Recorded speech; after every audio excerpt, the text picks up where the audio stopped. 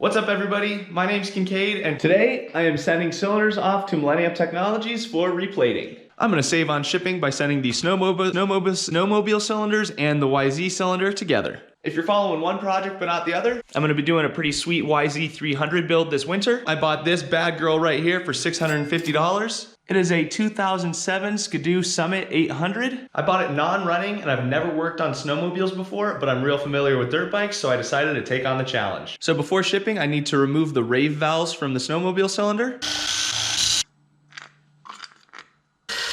There we go. The cylinders are ready to be packaged up. I'm gonna show you where I keep my boxes. You're gonna like this. So here is crawl space access in my house. We just come on right down here, flip the light, and this is my cardboard box collection. I started doing this because in situations like this, I had no boxes. I kept recycling all of them. And it's pretty convenient to have boxes of all different shapes and sizes. And where better to store them than the crawl space? This HelloFresh box might work. What's up, yo, bro? I think HelloFresh is gonna be the move. 2 more layers.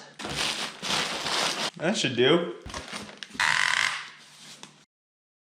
Today, I'm going to try to figure out how to rebuild the bottom end of a snowmobile engine. What started as a top end rebuild quickly turned into a crankshaft sitting on my workbench. Also, if you watched the first episode, I'm still going strong on No Shave November. So as any good YouTube mechanic would, I consulted the viewers on TikTok about these crank bearings and the play that they have. I got a resounding response that they need to be replaced. So these bearings aren't cheap, they're 80 bucks a pop, but I ordered those 2 crank bearings and I'm gonna try and replace them. SkiDoo has a special tool that creates the gap from here to here to locate this crank bearing. I can't find that tool anywhere on the internet. So I'm gonna figure out how to make do with the tools in my shop. Also, I hope everybody had a wonderful Thanksgiving. I spent it down in Moab with my brother and some really good friends. We were riding dirt bikes and mountain bikes, and that place is just unreal. It's like you're on another planet. If you are into action sports in any capacity and have never been down to Moab, I would highly recommend it. In November, the days are definitely short. We cut it pretty close to sunset every single day, but made it work. I managed to keep it rubber side down on both the mountain bike and the dirt bike the entire trip.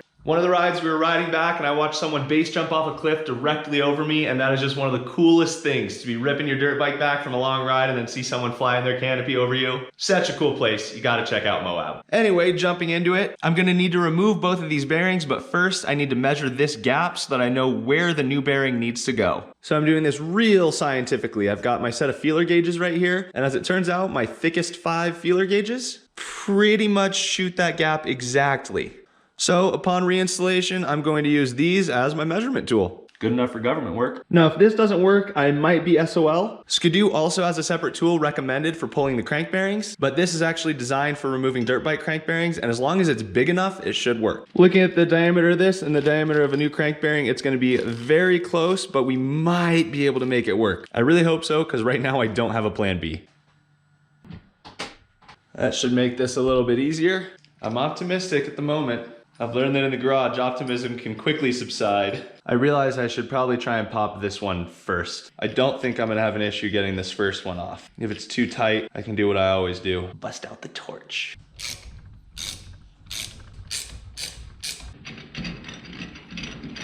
So on a dirt bike crankshaft, this is designed to push into the crankshaft, but the sled crankshaft is so large that this actually just goes all the way into it. So while it might not be good for the tip of this, I think I'm gonna need to put a bolt in here first. Or better yet, hopefully a washer will work.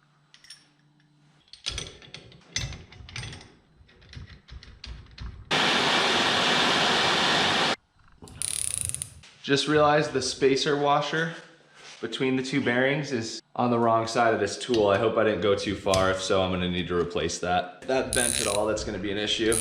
Yep, definitely bent the washer. Should have been more careful there. That was not something I should have overlooked either.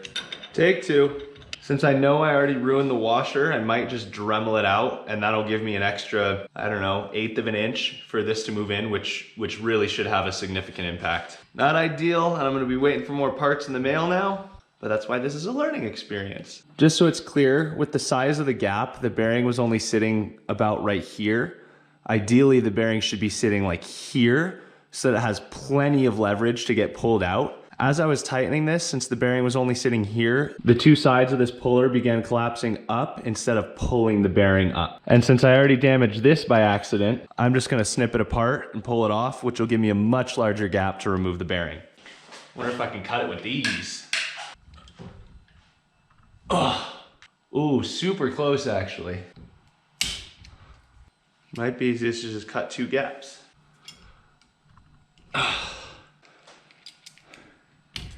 Probably should be replaced. This solves my problem for bearing number 1. I still have no idea how I'm gonna get bearing number 2 out. But now we have a sizable gap that should give us significantly more leverage. Oh, come on. I'm tempted to hit this with the impact, but I'm not sure if that's a bad idea. I actually think it's going. How's that going? Watch this.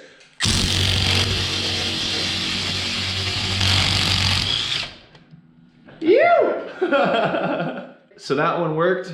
My roommate Reed walked in just in time to see it all unfold, but I'm a little stumped on this one. The only reason that worked was because I was able to increase that gap and actually get this under it for good leverage. But maybe with some heat, this could work. I guess there's only one way to find out. I'm gonna put the entire crankshaft in my freezer and then torch the crap out of the bearing and see if I can get it to go.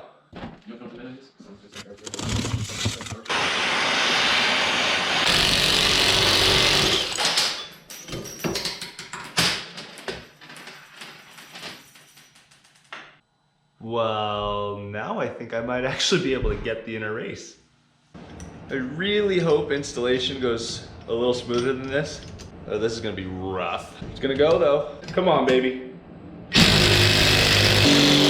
Let's go. Let's go. Woo. Oh, it's so close. Wow, new bearing install's gonna suck. Oh my God, it's amazing how tiring the impact can make your hand. It's so freaking close. This is unbelievable. So by the way this is edited, you might think I've been working on this for 20 minutes or so. I've been in here for hours. The impact's charged and this thing's gonna go. See, that's where that optimism diminishes.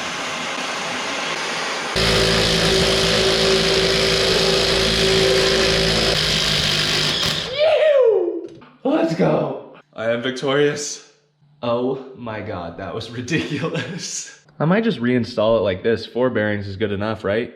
Just kidding. Despite ending up triumphant, I'm still feeling a little defeated right now.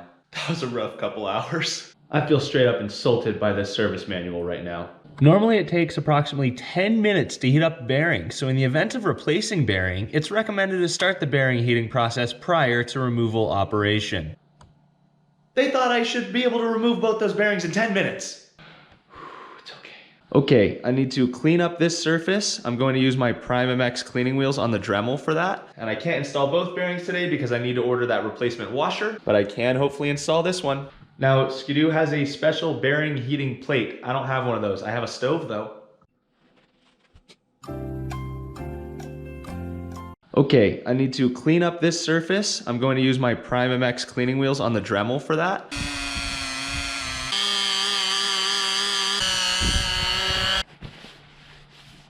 All right, we're looking pretty good.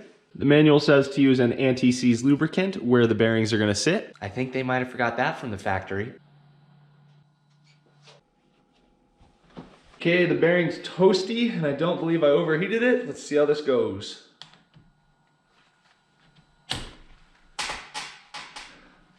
Said you can tap the inner race. It recommended a steel tube. I'm gonna do this like I do dirt bike bearings. Try and go even all the way around with a tap. It's going, we're going. We're gonna get it. Whoa, come on, baby. Almost there, super close. You can hear the sound change, it's on. We're fully installed. Okay, install of bearing number 1 was not too bad. And now seeing that, I don't think bearing 2 is gonna be too bad either. It'll just be making sure I get that distance judged perfectly. Well guys, without the washer, I'm kind of at a standstill on getting the engine reassembled. I'll order that tonight so that I can continue making progress as soon as possible. That said, I hope you enjoyed watching me struggle in this video. Very rarely does anything go as smoothly as you hope it will the first time you ever do it, but I'm continually learning new things and this has been an awesome experience so far. If you want to follow along with this project as well as the YZ300 I will be building this winter, be sure to hit that subscribe button. I've been really thankful for all the support lately, and welcome to all the new subscribers to the channel. If you enjoyed this video, hit that like button. While I await parts, I will switch gears back to the YZ300 build, so be on the lookout for a new episode of that build series. Thanks a ton for watching, and I will see you guys soon with another video.